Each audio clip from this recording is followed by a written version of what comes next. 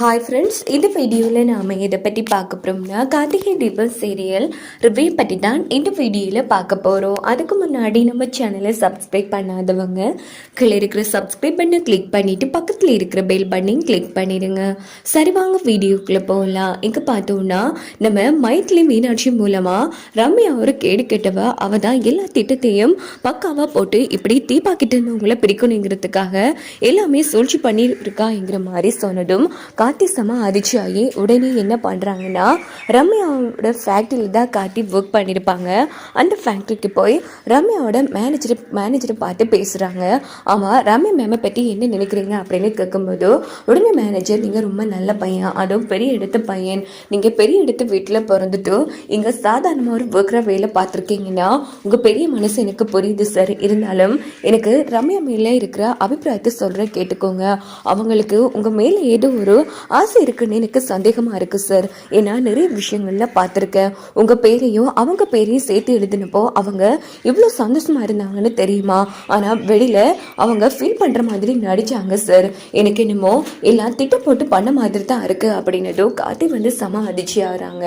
So Mythili மீனாட்சியும் சொன்னது நினச்சி பார்த்து ரொம்பவே குழப்பத்தில் இருந்துட்டு இருக்காங்க. அப்போனா இப்படி திருட்டுத்தனமாக யோசியெல்லாம் அழைச்சிட்டு ரம்யா தான் இந்த வேலை பார்த்துருக்காங்களா அப்படின்னுட்டு உடனே மறுபடியும் செங்கல்பட்டுக்கு ரம்யா இல்லாமலே ஒரு வழியா அந்த ஐயா மூலமா வெங்கையா வீட்டை கண்டுபிடிச்சு ரம்யா தான் இப்படி அந்த இடத்துக்கு விடுக்கிறதுக்காக யோசியருக்கு அந்த மடத்தை வாடகைக்கு எடுத்த விஷயமும் கார்த்திக்கு வெங்கையா மூலம் தெரிய வருது. இதனால கார்த்தி ரம்யா மேல சம உச்சக்கட்ட கோபத்துல இருந்துட்டு இருக்காங்க. இங்க பார்த்தோம்னா ரம்யா அவங்க வீட்டுல இருந்து நம்ம கார்த்தியோட ஷர்ட்டை வச்சுட்டு அந்த இடத்துல லுவ் டூ இட் பாடிட்டு இருக்காங்க. அப்படின்னு பார்த்து போலீஸ் வராங்க நம்ம ரம்யா வீட்டுக்கு.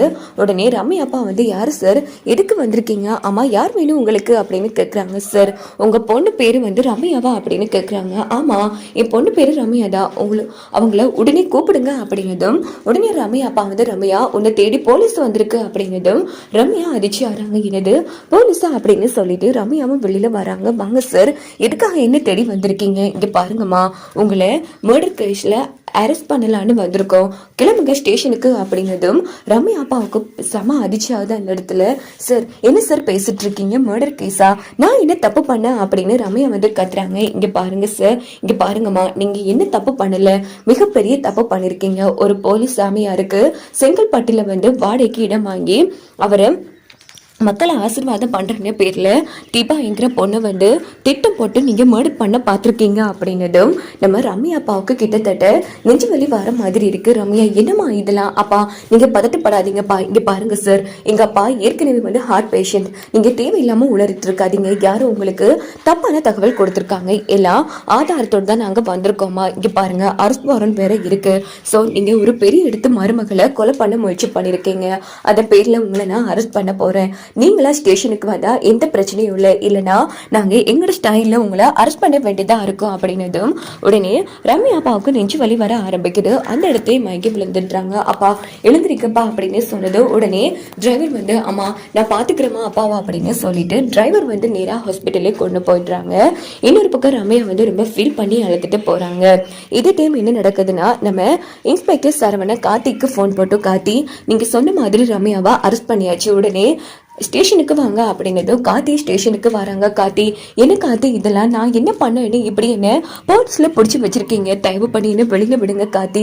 அப்பா நெஞ்சு வலி ஹாஸ்பிட்டல்ல அட்மிட் ஆயிருக்காரு, அவருக்கு என்ன ஆச்சோ ஏதாச்சோ தெரியல, ப்ளீஸ் என்னை விட்டுருங்க அப்படின்னு சொல்லும்போது உடனே நம்ம கார்த்தி எங்க என்னங்க தப்பு பண்ணா தீபா, அப்படிப்பட்ட ஒரு நல்ல ஃப்ரெண்ட் கிடைக்க நீங்க கொடுத்து வச்சிருக்கணும். ஆனா நீங்க என்னன்னா அவங்கள நம்ப வச்சு கழுத்தறுத்திருக்கீங்க. எங்க அப்படி அடுத்தவங்க புருஷ முதல்ல இருக்கு உங்களுக்கு என்ன ஆசை அப்படின்னு கார்த்தி வெளுத்து எடுக்கிறாங்க ரம்யாவை. கார்த்தி, இப்போதைக்கு அதெல்லாம் பேச டைம் இல்லை, ப்ளீஸ் நான் என் அப்பாவை பார்க்கணும், உங்க காலில் வேணுனாலும் விடுற கார்த்தி, உங்களுக்கு கெஞ்சி கேட்குறேன், தயவு பண்ணி என் அப்பாவை ஒரே ஒரு வாட்டி நான் பார்க்கணும், என்ன ஹாஸ்பிட்டலுக்கு அழைச்சிட்டு போங்க அப்படின்னதும் உடனே நம்ம கார்த்தி இங்க பாருங்க, உங்க இடத்துல வேற யாராச்சும் இருந்துக்க நான் சும்மா விட்டுருக்க மாட்டேன். தீபா வந்து என்னோட பொண்டாட்டி.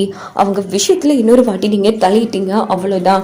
நான் சாதாரணமா அமைதியா அவங்கள போலீஸ்ல பிடிச்சதுக்கு கொடுத்ததுக்கு காரணமே தீபா உங்க மேல அவ்வளவு நம்பிக்கையும் அவ்வளவு பாசமும் வச்சிருக்காங்க. நீங்க இப்படி ஒரு கேடு கெட்டு பொண்ணுங்கிற விஷயம் தீபாவுக்கு தெரிஞ்சா பாவம் அவங்க நொந்து போயிடுவாங்க. இன்னொரு வாட்டி தீபா வாழ்க்கையிலேயும் சரி என்னோட வாழ்க்கையிலயும் சரி தலையிடணும்னு நினைச்சீங்க அவ்வளவுதான். கார்த்தியோட இன்னொரு முகத்தை பார்க்க வேண்டியதா இருக்கும் அப்படின்னுட்டு கார்த்தி நேரா கிளம்பி ஹாஸ்பிட்டலுக்கு வந்துடுறாங்க. அங்க வந்து நம்ம ரம்யாவா பார்க்கலான்னு வராங்க.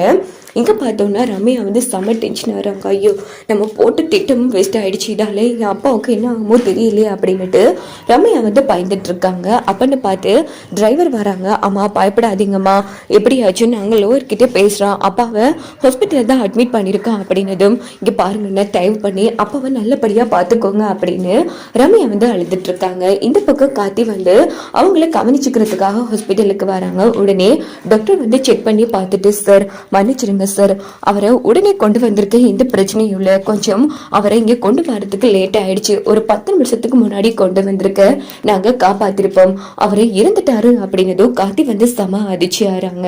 இன்னொரு பக்கம் டிரைவருக்கு விஷயம் தெரிஞ்சு நேரா ரம்யா கிட்ட வந்து சொல்றாங்க. ஆமா அப்பா நம்மளை விட்டு போயிட்டாரு அப்படின்னு சொன்னதும் ரம்யாவும் போலீஸ் ஸ்டேஷன்ல கிடந்து பயங்கரமா அழுதுட்டு இருக்காங்க. ஐயோ அப்பா நீங்க போயிட்டீங்களாப்பா, எல்லாத்துக்கும் காரணம் அந்த தீபாவும் கார்த்திக்கும் தான். தீபா உன்னை நான் சும்மா விட மாட்டேன்டி, கார்த்திகா அடையணுங்கிறதுக்காக தான் நான் எல்லாமே பண்ணிட்டு இருந்தேன். இப்போ எனக்கு இருந்த ஒரே ஒரு ரவி என் அப்பா தான், அவரையே இல்லாம பண்ணீங்களோ உங்க 2 பேரையும் நான் சும்மா விட மாட்டேங்கிற மாதிரி ரம்யா வந்து செம